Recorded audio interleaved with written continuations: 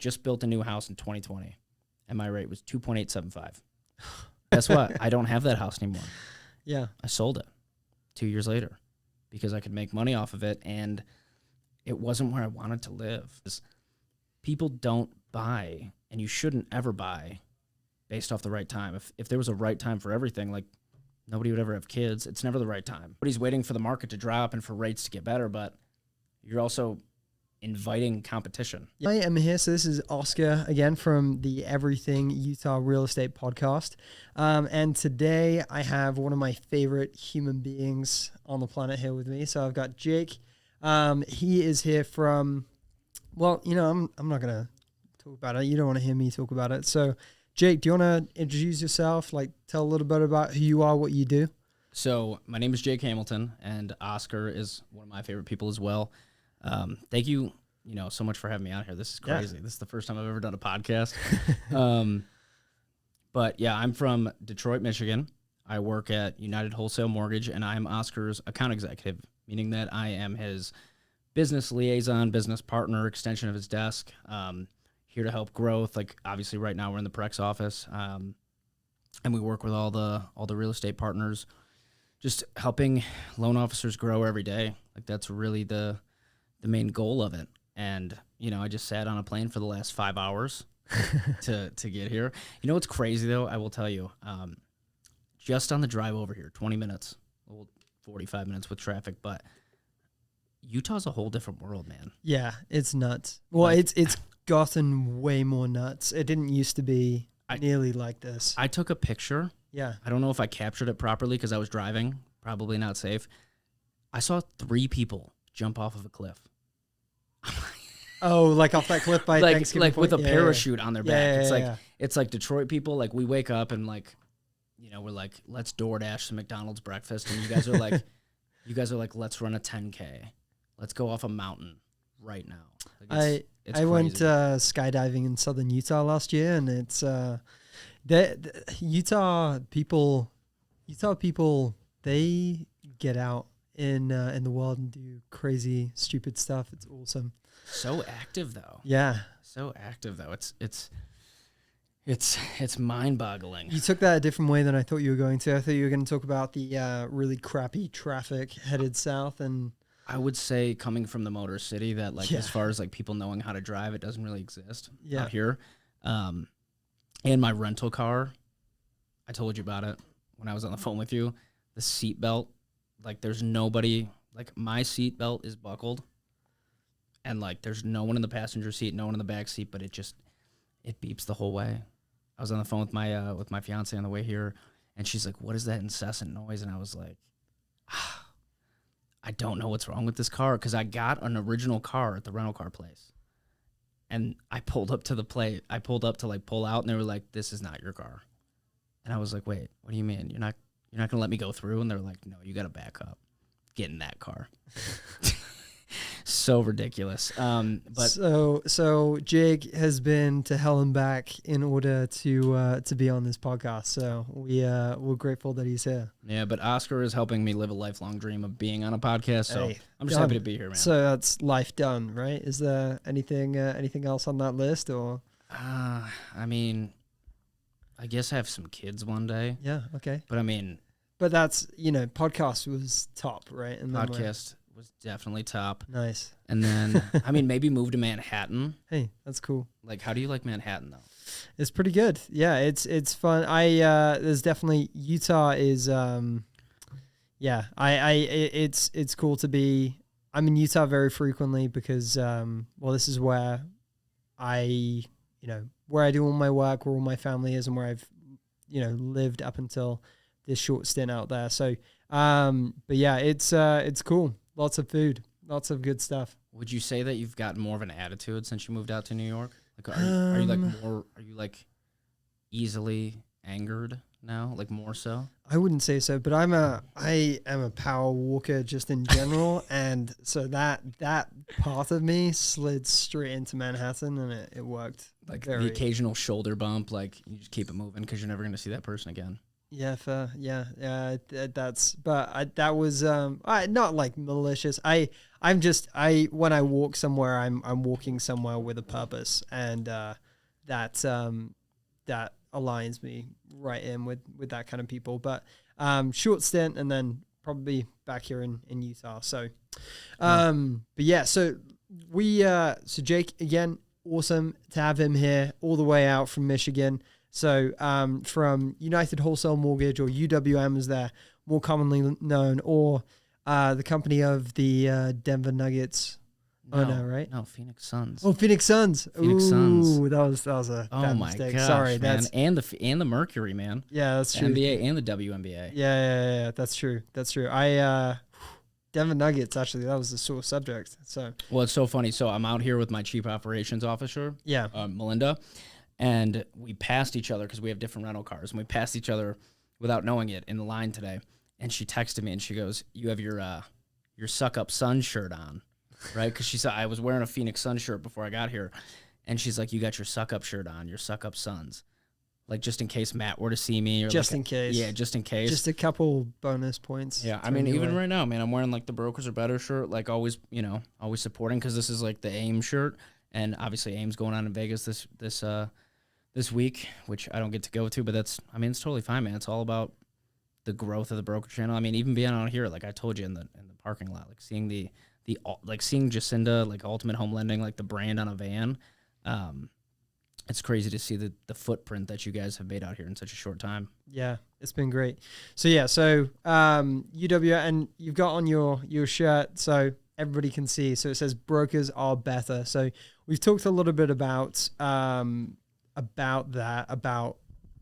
mortgage brokers, about retail lenders. So like thinking, contrast with banks, right? Like, or credit unions, like think like Wells Fargo or things like that, where they're doing it in-house. So you guys, you're wearing your shirt, brokers are better, and UWM, unlike a lot of places, they only work with brokers, right? So what makes you guys different than an institution like Wells Fargo or like a bank or credit union? So when it comes to, the way I look at it is when it comes to partnering with brokers, right? Because there's so many lenders. There's the Loan Store, there's PennyMac, there's like all those different lenders. And the difference is they always have a small space, or at least any size space, of loan originators, right? People in the building every day that go in, sit in a cubicle, and they originate. And, buying leads is expensive. So what better way to get leads than to take the broker partners you work with, right, and use their leads to get loans? We're 100% wholesale. There's no loan officers in our building. There's no branches. There's no, we're not all over the 50 states. Like, we're licensed everywhere, but we have one hub, right? We believe in a family aspect, right? So, I just look at it as like a very organic relationship. Like, I like building relationships with people. And even the way you and I connect, right? We're business partners, but at the end of the day, I know you as a person too. Yeah. And I think that kind of separates us from anything else, like the ability to connect subliminally to the community and build long-lasting relationships, and help you guys do the same, honestly. Awesome. Yeah, so and just to dive into that and clarify that again a little bit. So mortgage brokers, again, differ from a banking institution, right? If you're talking like Wells Fargo or some other like bank or credit union, they have their inside loan offices that are set to one specific sheet, one specific guidelines, like one box, right? And they work within that box set by Wells Fargo, and they do loans exclusively through Wells Fargo. Brokers have a lot more leeway, and so can find, there's lots of different lenders that basically help in a variety of scenarios. So UWM is one that I love. They're awesome to work with. You guys, one of the biggest, I think, right now, lender out there for mortgages in the U.S. Is that right? Yeah, we're the unspoken heroes, like the unsung heroes. So we technically are the largest lender in the entire country. Nice. But that's not because of us, right? Again, we don't originate. So without you guys and Jacinda and the rest of the team, without brokers doing business, we would have no business. Yeah. So that means the broker channel is just continuing to grow and get more recognized. You know, like we're doing this right now inside of a real estate office, and these agents could send their business wherever they want to, but they're choosing with a partnership to let you in here, let me in here.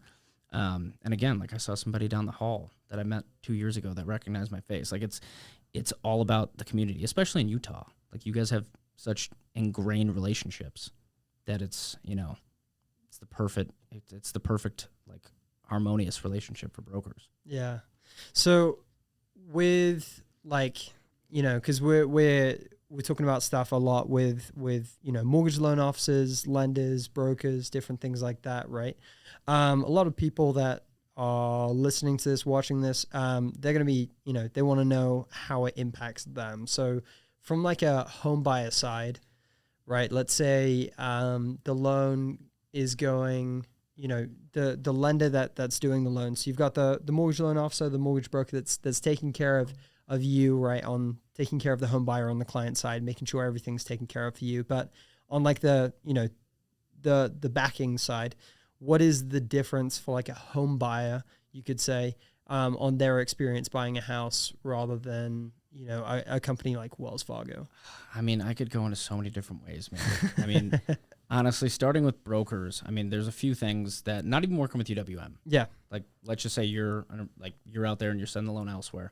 It's always going to be faster, it's going to be easier, and it's going to be cheaper, right? Like Wells Fargo, I mean, they are a very highly established company that has built their business off of not just mortgage banking, but like personal banking, personal loans, you know, deposit. They're a depository, right? So they make a lot of money off deposits and servicing. Whereas with us and with you, you don't have those deep margins that are set in there, right? You're not adding and overlaying and adding extra cost on the back end, right? I think on average, the statistic is that you save $9,400. Don't quote me exactly. I think it was. I think you're right on the money with that one. Yeah, like about $9,400 going with an independent mortgage broker. And I mean, even if, you know, I hear all the time, they're like, oh, I lost this loan to somebody that, like, they're going with their cousin that works at this retail lender, and then they call you guys 3 weeks later after you lost you might have lost the loan, but then they call you 3 weeks later like, hey, my cousin blew the loan up, because they have no control, right? So in the retail space, there's also a huge lack of control, a lack of communication, and a lack of the consistency, because they don't get to determine any of that. I think that's the biggest difference. It's like I could walk into Wells Fargo right now and open a checking account. I can't walk into Oscar's office and open a checking account. You could. It wouldn't be a good idea. No, you wouldn't want. No, dude. You're gonna suggest some bad investments. I'm gonna buy Bitcoin or something. Yeah, you're gonna be like, put all your money in here. You know. Yeah. Stash it in the bank of Oscar. I think that's the biggest point though, is to be dedicated to one thing. Like, I'm not gonna have my electrician do my plumbing, right? Yeah. I'm not gonna have my banker that I walk up to also do my mortgage or refer me to the person off on the side of the office. It's like, why would I not go directly to the individual that only specializes in one thing? Yeah. And can save me significant amounts of money. Yeah. So what he's talking about as well with the $9,400 average in savings. So the government kind of tracks documents. Government likes having their fingers in all sorts of pies. So what they do is they pull in data from mortgages that are originated. And last year they released numbers that on average the savings for going with a loan through a mortgage broker rather than going through a standard retail lender like a bank, like a credit union or things like that, saves you on average about $9,400. So that's a good chunk of cash. So and that might be, you know, in a cheaper rate, or sometimes they have a lot bigger closing costs and different stuff like that. Exactly. And I mean, if you think about it this way, $9,400, the average individual is going to do 3 to 5 to 7 refinance or purchase transactions in their entire life. So let's just say it's 5. I mean, that's $47,000 you're going to save over the course of your life. That's a lot of cheddar. Nobody has that. Yeah. Especially right now. You know what I'm saying? Like, and the ability to connect with a human, right? Everybody else, like the retail space. I mean, think about it. Like, you're talking retail versus wholesale. Anybody understands that? It's retail versus wholesale. If you buy something wholesale, you can get it in bulk. There's a reason that people have Costco memberships and don't go to Target for everything, depending on who you are. Because like my lady's got a heavy DoorDash Target bill. That's a story for another day, though. But yeah, retail versus wholesale, man. I mean, the savings and the bulk, like over time, and the experience that you get by working with somebody that you can get close to, that cares about your family, cares about your goals, cares about when your kids are going to college. I mean, it's a whole different experience. Yeah, for sure. Rather than just kind of a cog in a machine. Yeah. Yeah, and it's true. We are real people, so there we go. Brokers are better, though. They are better, but I'm biased, but they are still better. So have you, and you know, obviously you don't want to name any names or anything like that because information's personal, of course. Do you have any examples of, you know, you talked about, you know, going through an institution, stuff can blow up or something like that. But do you have a example that you can think of? And I'm trying kind of putting you on the spot where you guys have been able to do something that like a bank would have just said hell no to. I think that goes to just about everything because banks, banks get the opportunity to be picky. Yeah. Because where they make most of their money is on the servicing. Yeah. Right. So they don't care about it. They want what they want to fit in a specific bucket.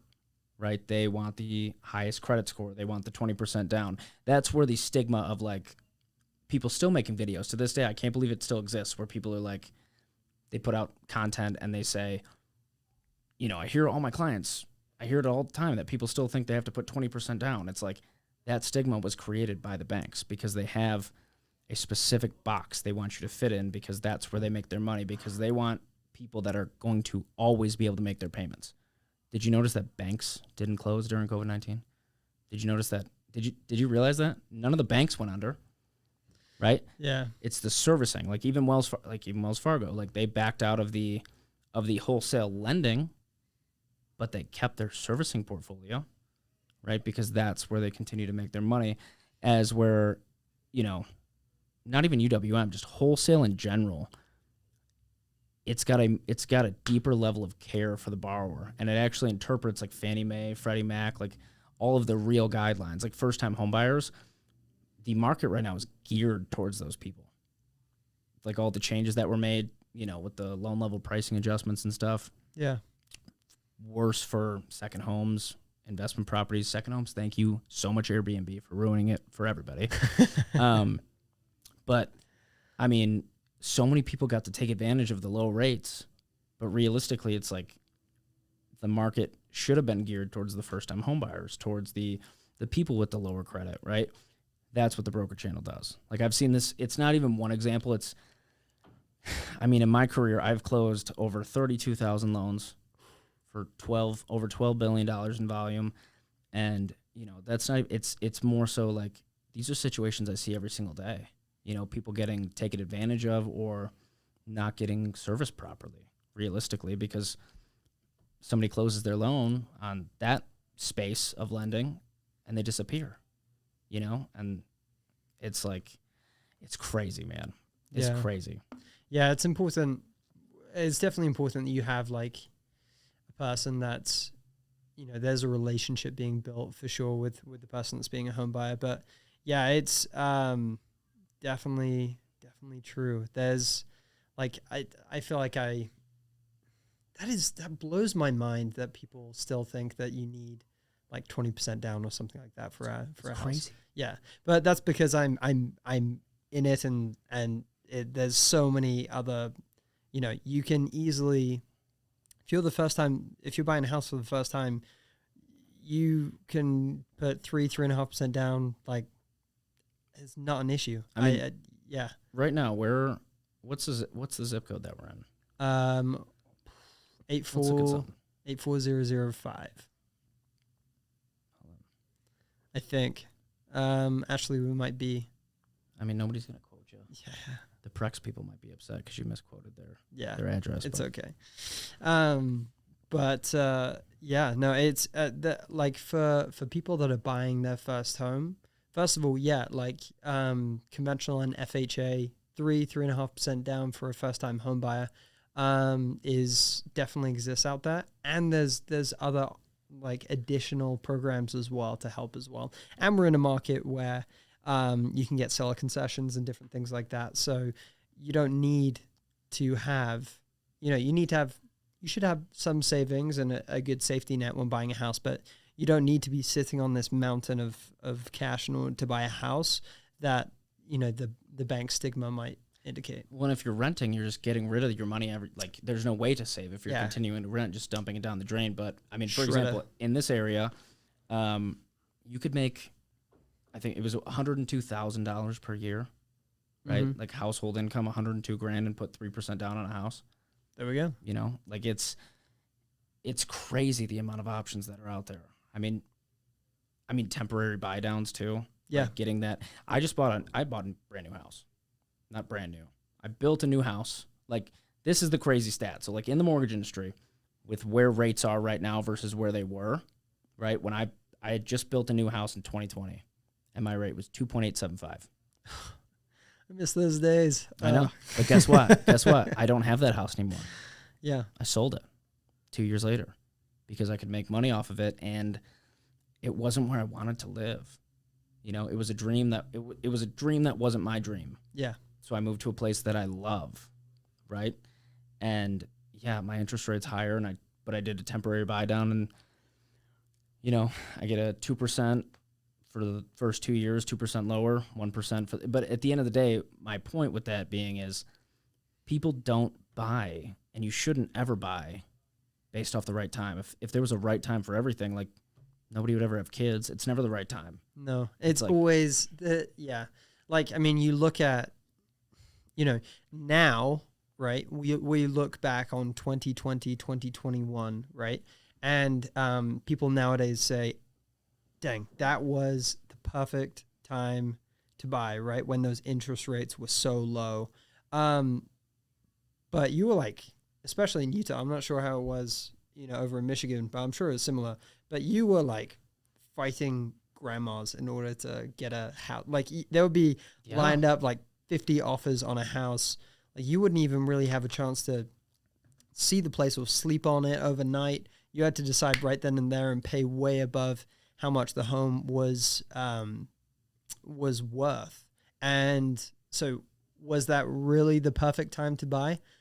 Not really. I would say there's a lot of cons that existed in that market that don't exist right now. As there will be again. Yeah, right? exactly. Everybody's waiting for the market to drop and for rates to get better, but you're also inviting competition. Yeah, exactly. It's like right now, yeah, rates suck. Or, I mean, they don't even suck. I mean, think about where they were in the 90s. My parents' first house was 11%, but right? But realistically, it's like you have less competition now. Yeah.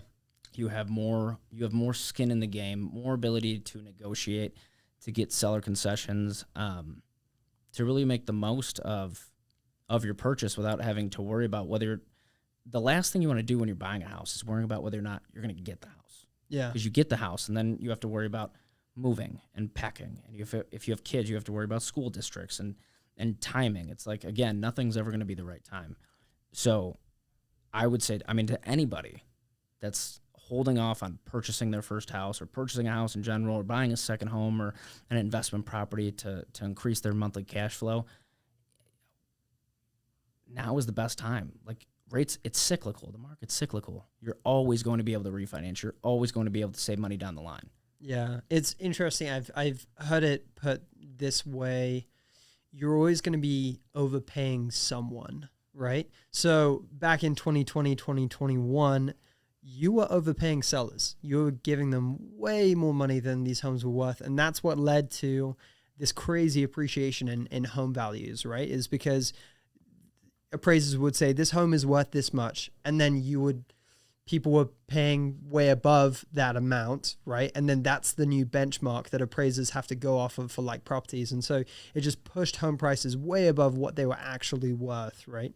So that's like 2020, 2021. You're overpaying these sellers, right? Now, if you are saying, okay, rates are higher now than we think they will be in the future, right? Let's say 2024, 2025, we're going to be looking at lower interest rates than where we're at right now. You could say then, okay, I am overpaying banks, I guess you could say. And right now, your interest rate's a little bit higher.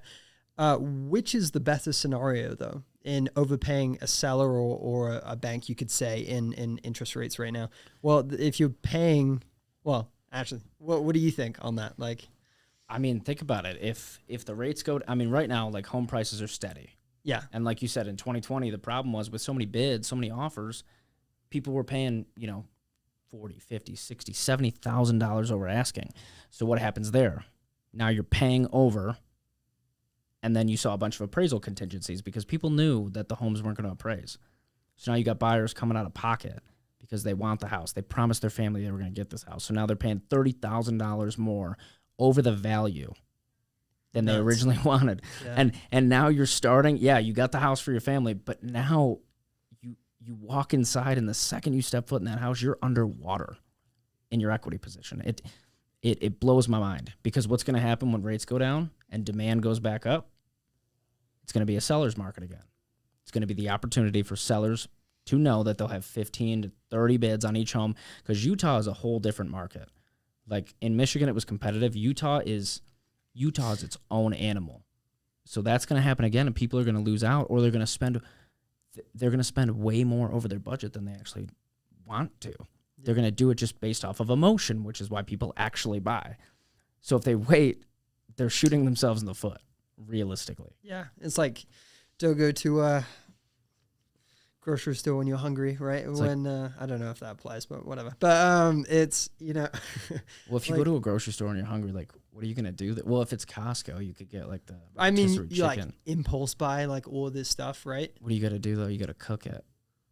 You got to cook the food. I know. Anyway, what I'm saying is, I mean, I'm that guy though. Like, if I go to a grocery store, like, and there's a bag of chips, like, I'll pay for the bag of chips, but I'm gonna eat it while I'm shopping. You know, you ever done that? You're gonna eat the whole bag of chips? Not the whole thing, but like, have you ever done that? You ever walked around the store and you as you're shopping, like, you ever eat the chips and then like at the end, like, you just kind of wrap it up and you pay for it? You've never done that? No. Or like you get a bottle of water, like from the little fridge. I feel like grapes are normally where I'm like. That's dangerous territory, man. You don't know where those grapes came from. You gotta take them home and wash them. I'm talking about like goldfish. You know, like, I'll open a box of goldfish and I'll eat them and then I pay at the end. Dang, I'm getting hungry now. But yeah, that's literally like what seriously, like, do you want to be in that environment, right, where you're having to like fight and not even have a moment to think, right? Because you had to put an offer down immediately, and then you have buyer's remorse afterwards because you're like, oh, I hopped into this place really quickly. I didn't have a moment to think about it, and it wasn't the home that I wanted. And it's, going back to that, who you're overpaying, once you've paid that 30, 40,000, whatever, once you paid that chunk above what the home's worth, that money's gone. Like, you don't get that back ever. You don't get that back ever. An interest rate, though, as you're saying, Jake, that cycles, right? It goes through these cycles, right? And we're on the upper end of that cycle. So you could say, if you think interest rates are going to drop, right? You might say you're overpaying a bank, but in this instance, this is a temporary thing rather than like a final thing. Everything in life is temporary. Yeah. Think about getting a shot. Yeah, it sucks. Nobody likes to get shots, but it's temporary. It's true. It's going to be over in a second. I mean, right now, if you're going to jump on the market, it's a mentality, right? It's marry the house and date the rate. You're dating the rate, and at some point, you're not going to be dating that rate anymore. But it's, as far as it being cyclical, I mean, I think where loan officers right now are kind of messing themselves up is they look at their past clients, right? Looking at their past pipeline, and they're like, I'm not going to call John Smith because he's got a 3% interest rate, right? But how do you know that John Smith hasn't maxed out all of his credit cards and that it may make sense to consolidate all of his debt and give him a 7.5% interest rate, right? Whether it's the purchase market or refinance market, like, people do need money. Like, even you and I being in this industry, I mean, you moved to Manhattan. That's not cheap. Utah's not cheap. Like, people need money, and they need a backup plan now more than ever. But then the first-time home buyers, they want to get out there. They want a house more than ever. So it's like you can play both sides of the market. You can still play the purchase and the refi game. Yeah. Right? But home buyers, don't hesitate on the market. You'll be upset if you do. Yeah. And it's, you've got the credit card side. There's a little bit of hammering in the background, but that's okay. We could sing for a second, just overpower the hammering. Go ahead, Jake. There's some hammering in the background. We're gonna let that happen. It's just gonna happen. But yeah. So the no idea what I was saying. Yes, I do. I do know what I was saying. So yeah, we've talked about this before, but there is over $1 trillion right now in cumulative credit card debt, which has a fat number. And not only that, but there are things like, the student loan payments have just kickstarted again, right? People are going to be struggling with their payments. And when you're looking at, yes, your 3.5% interest rate is super nice. Love that. But is it more show? Is it more for like show at the family barbecue? Like, yeah, are you playing a game of like, whose ego is bigger? Like, you have a 7 and you have a 3.5. Like, I feel like that's really what it comes down to. Also, just if you aren't aware of this, no one at the family barbecue wants to hear that. No one cares. Nobody cares. Like, I've been doing that. I'll tell you, I've been doing this for 10 years, and my family, my mom's got 10 brothers and sisters, and I have 170 cousins. Not one of them understands mortgages to this day, right? The questions that they ask me are so remedial. It's like, yeah, no, you don't have to put 20% down, but like, you're probably up to your ears in credit card debt. So like, let me get you to a local mortgage broker. Go to findamortgagebroker.com. Brokers are better. Like, let me get you connected with somebody that can help you save money. Like, focusing on where you're at based off like what people are going to think. No, you got to do what's right for your family. Like, honestly, like these are trying times right now. I'll tell you, like, I have more debt than I've ever had in my life. And we work in an industry where we get taken care of pretty handsomely.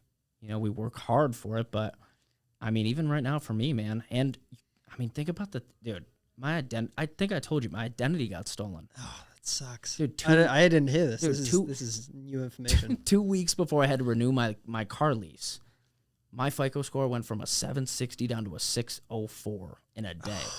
Dude, I couldn't even get a mortgage I can't even get a loan with my own company right now. It's the craziest thing. But like, that's what I'm saying. Like, I have saved for years. I have put so much aside.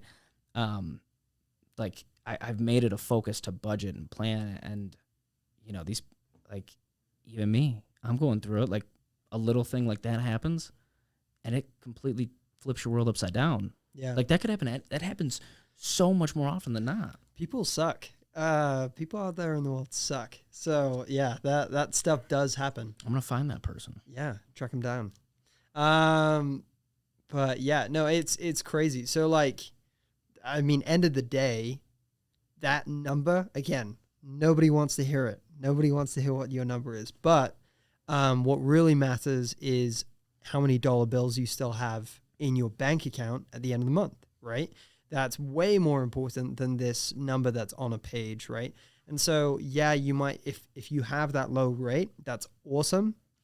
And this might not make sense for everybody's situation, but if you are swamped with credit card bills, if you are swamped with student loan payments and car payments and different things like that, selling your current house and using some of that equity to pay off your bills and then buying a new place or refinancing, whether that's refinancing your whole home or getting something like a second mortgage, like a HELOC or something to consolidate it, that could save you a ton. So, main thing is dollar bills way more than just that interest rate. Yeah, not being afraid. And that's my point with the whole broker, like the mortgage broker relationship, right? Like, delving. If I picked up and called my bank right now, it would feel very uncomfortable.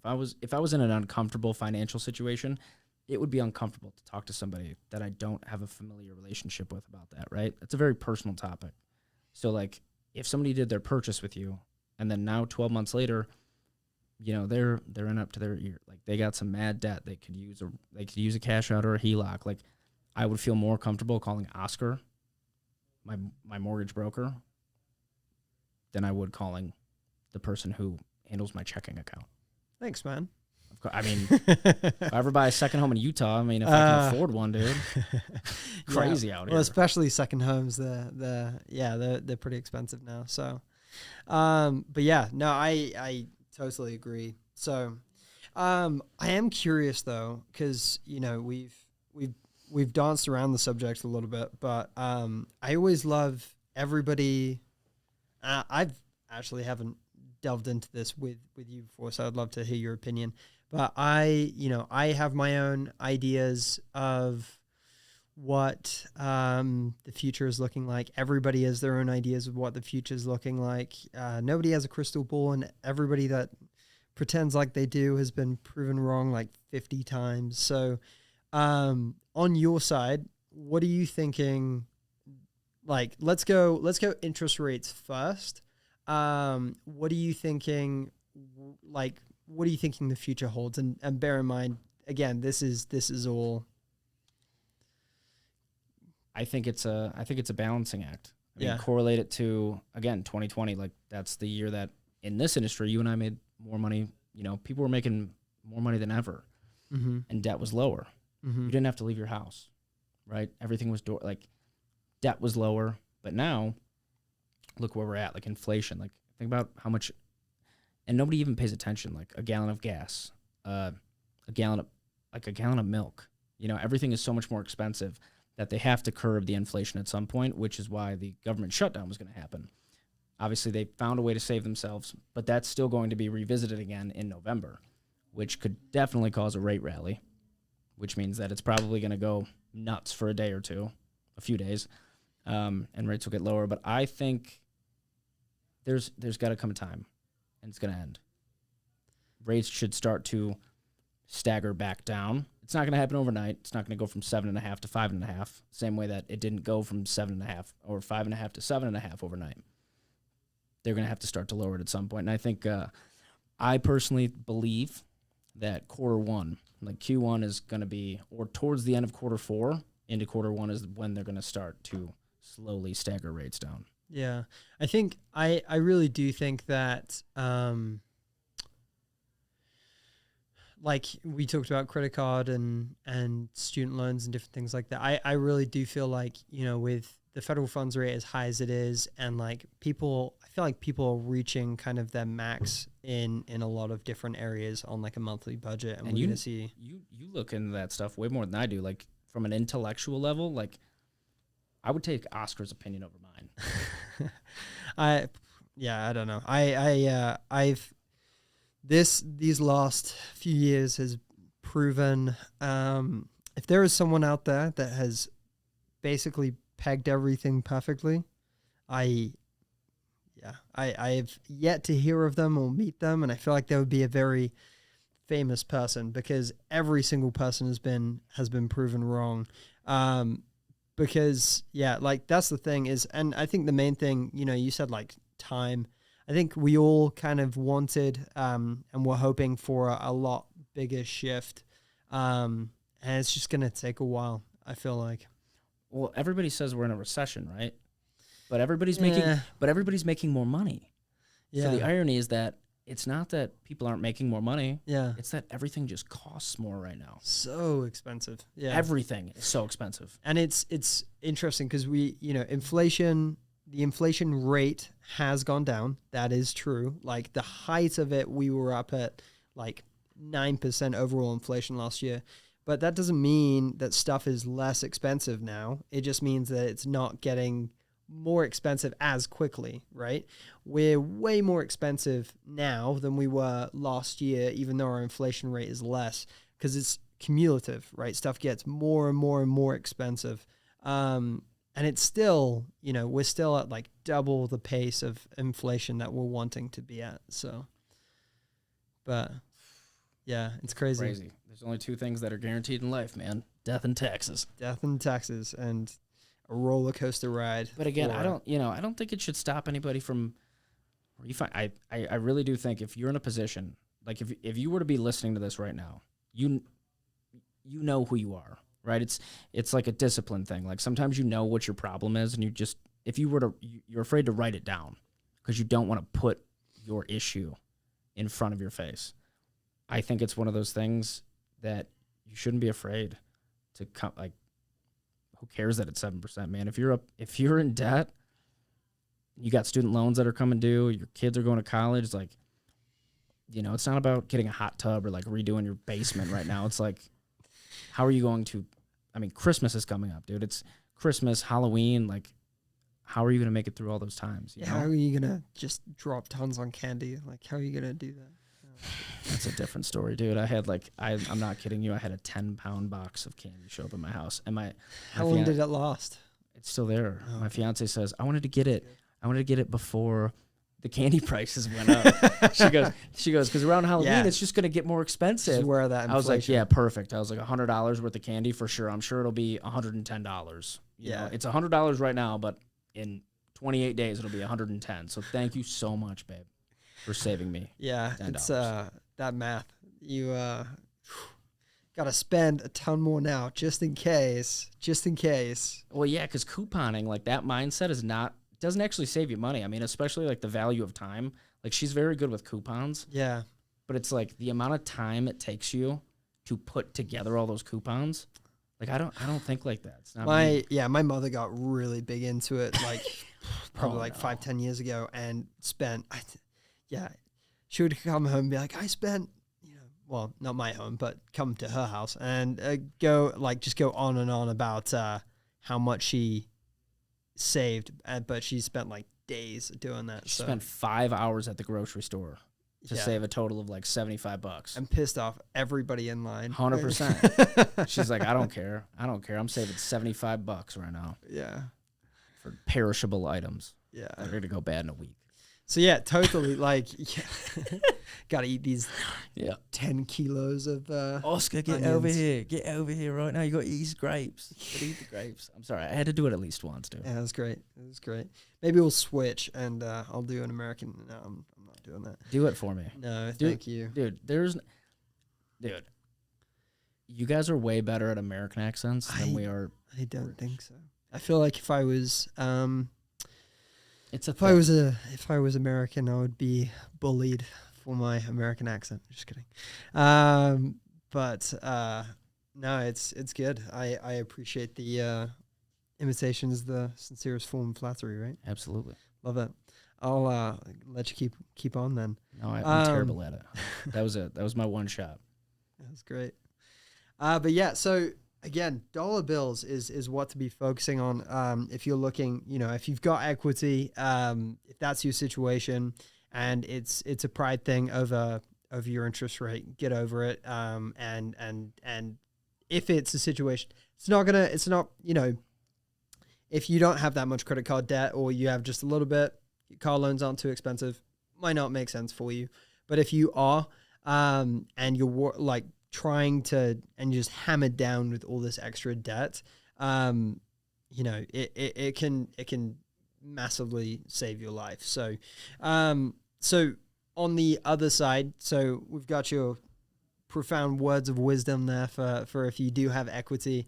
Let's say you don't have a home though, and you're in that bucket of someone who is. I will preface this because if you cannot afford to buy a house, don't buy a house. Like if you can't afford, if it's going to be a situation where you can't pay for your meal, don't buy a house. Go ahead. I love that. I honestly love that you said that because one of the biggest things that frustrates me is when you see a loan, and I get it. Because again, if you can't afford the house, don't buy it. But what really bothers me, personally, that I've seen loan officers do is like a 56% debt to income ratio FHA loan, qualifying off the gross, right? Which is how it works. It doesn't factor in their electric, doesn't factor in their gas, doesn't factor in the taxes, phone bill, right? It doesn't factor in taxes, doesn't factor in anything. Yeah. Like, I believe that loan officers, and I mean that happens a lot, right? Because people want the deal, people want it. Like, people just want to get the loan, but I think again, you know, it comes down to our duty in the industry. Your duty is to say, like, hey, you're not ready right now. I know you want it, but it's almost like being a parent. It's like, hey, I know you want to go to this, and you might not understand why right now, but you will when you're older. Yeah. And I know I've had people I've worked with that I've had that conversation with, and they've pushed the envelope, and then have come back to me afterwards and been like, this is a little bit more than I can chew. I'm like, we chatted about this. Right, like, we talked about this. Yeah. You bought the house. Yeah. So, and you can't just get rid of it. It's not like it doesn't work like that. Yeah. You can't just turn around and, but so just, 100%. Like, I think every loan officer should, and realtor as well, real estate agent as well, should have that conversation and say, hey, you know what? This is what you could do, but this is what you should do. And based on kind of where you're at. And it makes it, you know, right now things are a little bit higher, and there are things that help your monthly payment, right? With like temporary buy downs, we've talked about this before, but that drop your interest rate for the first few years, like Jake was talking about before. Those are things to help you get in there. But again, don't buy for something that you can't afford. But to continue on from that, again, buy within your means. Don't push yourself way further than you need to go. You don't want to be house poor. You want to make sure that you can feed your family and enjoy life, and not have the house be like this huge weight and burden around your neck. But if you can afford a house, if it's something that you have the budget for, you got the income for it, but you're currently renting, Jake, what do you have to say to that kind of a person? Like, if you have the budget, but if you're renting? You've got the budget, you can pay for a house, but you are waiting because you think it's going to be better in the future. I think that, so again, like, you've spent, you know, if you've been renting and you still have made yourself capable to save up money, right? And you could buy a house, you want to, right? I think financial planning, people don't even realize that just buying a house, getting something that you own, and having that, even that 3%, like putting 3% down and having a 3% equity position in your house, you own something. It's yours. You are, at that point, you are more financially savvy than every other person that doesn't own a house that just rents, right? You have something that you can pull from, you can use. It can't get taken away from you. I would say save as much as you possibly can, make it work. And honestly, like, all the different options, 3% down, you could do a 100% gift on that, right? Like, if your like, hey, parents, don't give me the money you were going to give me for my future wedding. Give me that money to buy a house, right? Like, help me get into it. I mean, you see it all the time. Like, think about how often it is to get, like, if you get gifts, if you get a gift and seller concessions, right? That goes a long way. You're coming out of pocket with nothing. Yeah. Don't hesitate. Call a local mortgage broker, get pre-qualified, see what works for you, because you're not in a position as a standard consumer to educate yourself, right? Like, you need someone like you or anybody else at Ultimate Home Lending. Like, you need somebody that is only educated in this part of the, the world to help you and tell you where you're at. Don't decide where you're at. Let somebody else tell you. Yeah. And if you're 100%, and again, that 3%, right now we're coming out of that slump. So we're seeing it, home prices start to rise. So it's not just, yes, you've put that money in. You've actually, rather than spending it elsewhere, you've invested it, and that is going to grow. So that's, it's, you got to spend money to make money, and a great way to do that is in your house, 100%. Scared money does not make any money. Yeah. If you sit on the sidelines, same thing with the competition in the market. If you sit on the sidelines, somebody's going to get the house that you want. I think, is there anything else? I think that about does it for us. Is there anything else that you want the world to know, Jake? I just think it's very important to continue to use a local mortgage broker, build a long-lasting relationship with that individual for every transaction that's going to impact you and your family for the rest of your life, and, go through Ultimate Home Lending. Call Oscar. We love him.